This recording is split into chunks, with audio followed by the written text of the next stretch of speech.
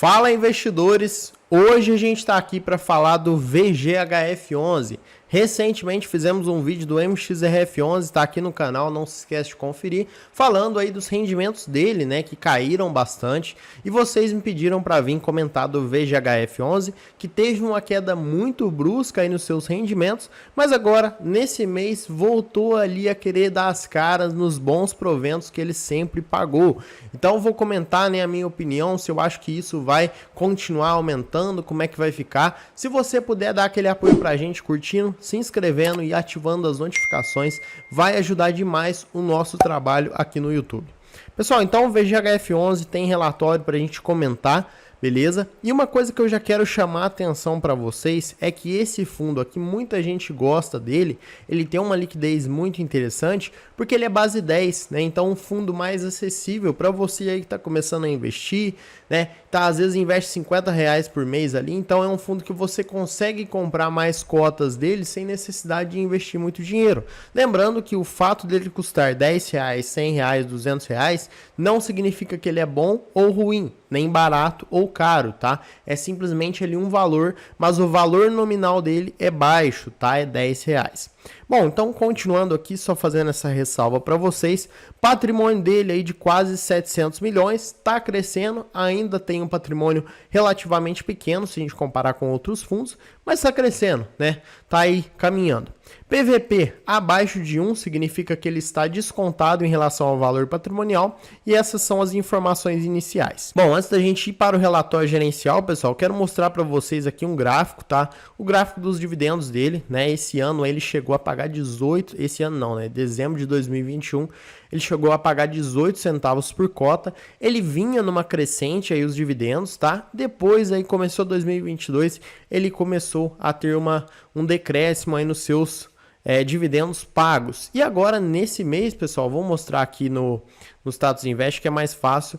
Ele pagou aí, vai pagar, né, na verdade, dia 7, 10 centavos por cota. Nos últimos 2 meses foi 9 centavos, agora 10. Será que isso vai aumentar? Será que ele vai voltar a pagar 11, 12, 13?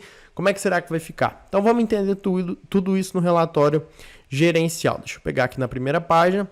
E vamos entender, né? Primeiramente, o que é o VGHF11? O VGHF11, já fizemos vídeo dele aqui, mas não custa lembrar. Ele é um fundo de hedge da Valora, tá? Fundo de hedge, o que é? Explicando em termos simples para você poder entender, é um fundo que tem aí o benefício de poder investir em vários tipos de veículos da nossa economia. Por exemplo, ações, debêntures, participações em SPE, cotas de FIP imobiliário, CEPAC, cotas de fundos imobiliários, CRI, FDIC, letra hipotecária e vários outros títulos imobiliários. Isso é bom por quê? Né? Tem ponto positivo e ponto negativo, claro. Ponto positivo, ele consegue ver o que está melhor naquele determinado momento e fazer um investimento. Então, se a ação tá bom, vai lá e compra ação. Se fundo tá bom, vai lá e compra fundo. Se SPE tá bom, vai lá e investe em SPE. Então é assim que funciona, tá, pessoal? Isso que é interessante, né? Você investir num fundo de hedge, tá? Só que qual que é o ponto também negativo, né? Ele é um fundo que, por ter várias possibilidades de investimentos, traz mais risco para o fundo, tá? Ele consegue diluir mais e isso acaba aumentando o risco dependendo de como ele dilui isso, tá? Mas, de qualquer forma, na minha opinião, ele tem mais pontos positivos do que negativos, esse tipo de investimento. Bom, comentário do gestor, para a gente poder entender. O fundo encerrou o mês de outubro de 2022 com a totalidade do seu patrimônio líquido alocado em ativos-alvo, distribuídos em 88 diferentes ativos, num total aí de 727 milhões. Ao final do mês, o fundo possuía um total de 40 milhões em operações de venda e recompra de CRIs. Então aí há um custo de CDI mais 0,6% ao ano. Beleza.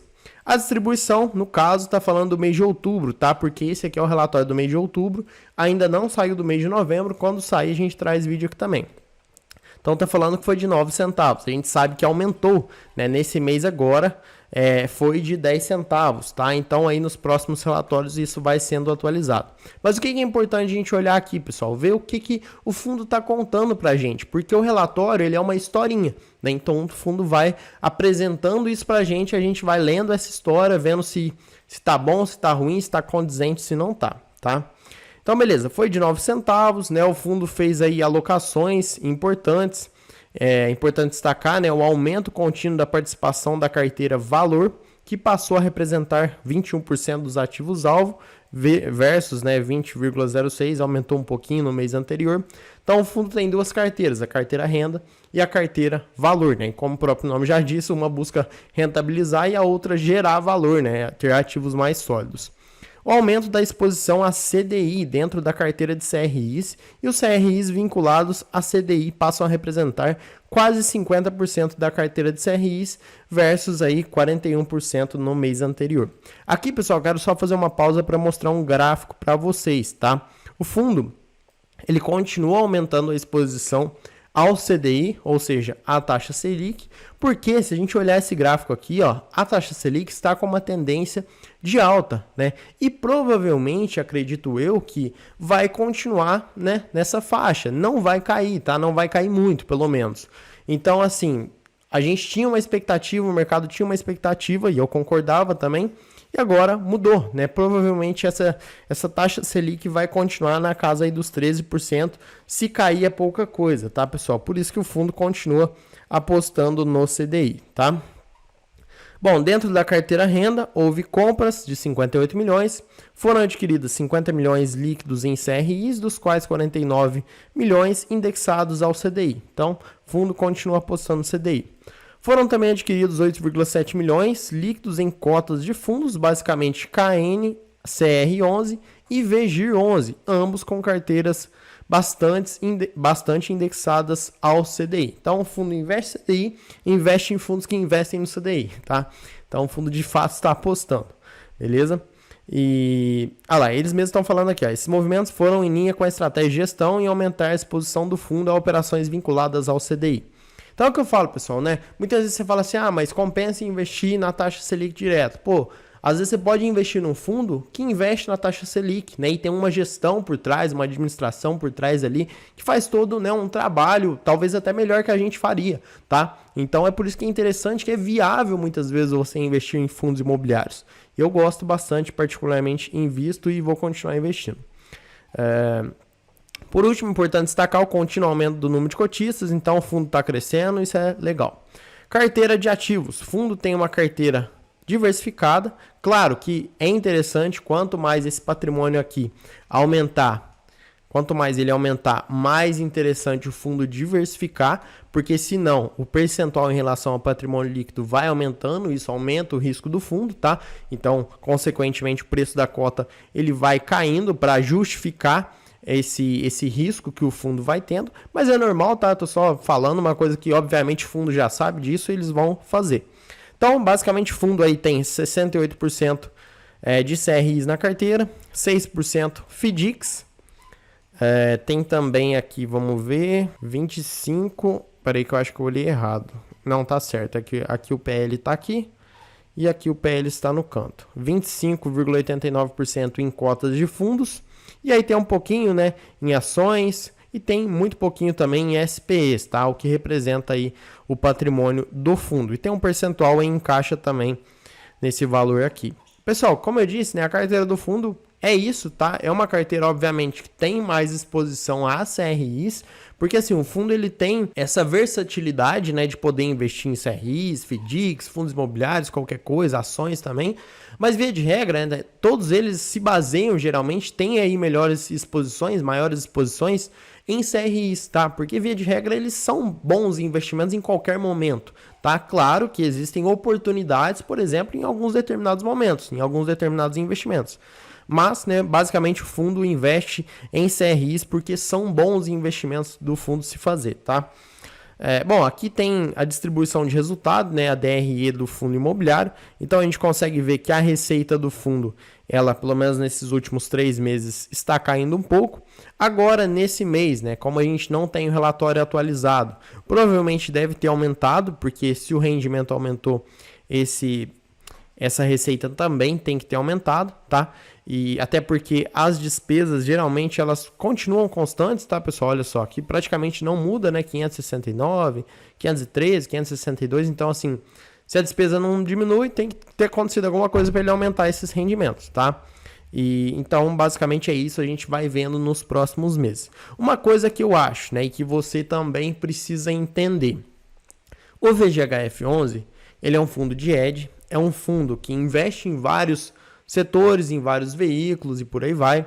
Então, o que acontece? Né? Em alguns determinados momentos, o fundo tem uma queda na receita ou tem uma alta na receita em função de algum investimento que ele fez se maturar. Né? Então, às vezes, ele comprou a ação, vamos supor, aí a ação se valorizou, ele vende. Naquele mês, determinado mês que ele vendeu, naquele determinado período, ele tem lucro e aí ele distribui esse lucro para os seus acionistas, né, para os seus cotistas. Então, por isso que o rendimento às vezes sobe, às vezes cai. É normal, faz parte. Então, a gente tem que entender isso também. Agora, né, na minha opinião, gente, um rendimento de 10 centavos por cota, né, é um rendimento muito legal já, acima de 1%. Claro que por ser um fundo que tem um risco ali diferente de um MXRF11 da vida, por exemplo, ele tem que pagar mais porque tem que justificar o risco, né? Senão o preço da cota vai cair para poder compensar esse risco e retorno, tá? Mas eu acho assim, né? 10 centavos, 11 centavos, no momento que estamos agora, beleza, não tem problema nenhum, tá? Mas é claro que a gente sempre busca receber mais. Alocação por ativo-alvo, aqui vocês já sabem, né? A maioria, como eu disse, 64% são CRIs, porque geralmente você consegue encontrar boas oportunidades em qualquer momento aí da nossa economia, né? Via de regra, claro, em CRIs, então isso é interessante. FDICs, cotas de fundos aí quase 25%, um pouquinho de ações e um pouquinho aí de SPEs, tá? E indexadores, né, como a gente viu, CDI aí 49%, claro também que tem o IPCA, né, que é apenas a variação positiva, e também tem IPCA variação positiva com compensação. Então vai depender muito se a gente tem inflação ou não, tá? Aqui tá explicando, ó, os CRIs indexados a IPCA possuem 3 formas distintas na adoção do IPCA. IPCA apenas positivo, considera apenas a variação positiva do IPCA, ou seja, quando tem inflação naquele mês. Portanto, quando o IPCA é negativo, adota-se o valor de 0 para o índice. Variação positiva com compensação, caso o IPCA seja negativo, adota-se 0, porém é compensado com índices positivos nos meses subsequentes, nos meses da frente, tá? IPCA, né, normal, segue a variação do índice independente de ser positivo ou negativo, tá? É só para explicar rapidamente. Aqui as duas carteiras que ele tem, pessoal, renda e valor, tá? Então, assim, o fundo busca, né, rentabilizar bastante, também busca gerar valor aí para os seus acionistas. E aqui dentro das duas carteiras, né, dentro das duas estratégias, tem cada tipo de investimento. E uma coisa que a gente consegue observar, né, que os CRIs estão sim na carteira de renda, então eles são bem interessantes para o fundo continuar. Bom, aqui tem as movimentações, né? O fundo sempre faz essa reciclagem de carteira, tá, pessoal? É normal comprar, vender, sempre tem, todo mês geralmente tem isso, tá? Então, nesse mês de outubro foram feitas aí vendas, né, de ações, não foram feitas compras, aí no valor de 9 milhões, tá? Ele simplesmente vendeu as ações. CRIs, vamos ver aqui. Ele fez mais compras do que vendas, tá? Então, fez mais compras do que vendas. Fundos imobiliários também fez mais compras do que vendas, né? Se a gente olhar aqui o geral, tá? Tô olhando de modo geral, mas alguns, por exemplo, ele só vendeu, outros, por exemplo, ele só comprou. Então, é assim que funciona. Aqui em relação a SPEs, ele se desfez, então ele vendeu mais do que comprou, tá? Tô seguindo aqui, tá, pessoal? Venda e compra.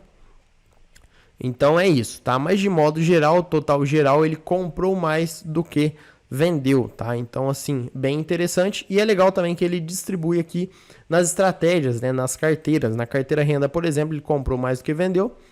Na de valor, ele vendeu mais do que comprou, tá? É isso. E aqui, pessoal, detalhamento dos ativos, né? Aqui eu sempre falo, você precisa baixar o relatório, dar uma olhada, porque aqui tem, né, o ativo, por exemplo, falando a operação com cooperativa, agroindustrial, Copagril. Então você vai conseguir ver aquela operação de uma maneira mais detalhada.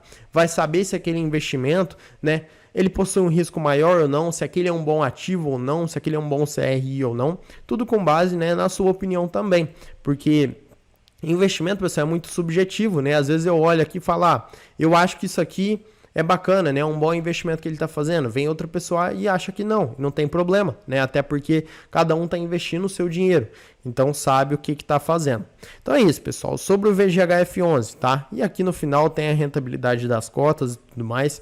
E uma coisa que eu quero falar para vocês é que historicamente o fundo sempre paga bem, tá? O fundo ele é novo, se eu não me engano é de março de 2021, vamos ver aqui. Março de 2021, tá? Então aí no ano que vem que ele vai completar 2 anos de existência, mas apesar disso, se a gente olhar o histórico médio mensal aqui de pagamentos dele nos últimos 2 anos, é de 12 centavos, mesmo que fossem 10, 11 centavos, pessoal, né, sendo mais prudente, seria um rendimento legal, tá? Seria um rendimento bom. Então, assim, minha opinião geral sobre o VGHF11. Eu acho um fundo legal. É um fundo, sim, que tem um risco diferenciado, tá? Até porque ele consegue investir em vários segmentos aí da nossa economia. Mas isso abre muitas oportunidades, abre um leque de oportunidades para o fundo poder aproveitar o melhor de cada mundo naquele determinado momento. Então, acho que vale sim você estudar o fundo, né? Um fundo realmente interessante. Espero que vocês tenham gostado. Se ficou alguma dúvida, deixa aqui para mim nos comentários. Não se esquecem de curtir, comentar. Também, se você puder compartilhar, vai ajudar demais o nosso trabalho. Vou ficando por aqui. Um abraço e até o próximo.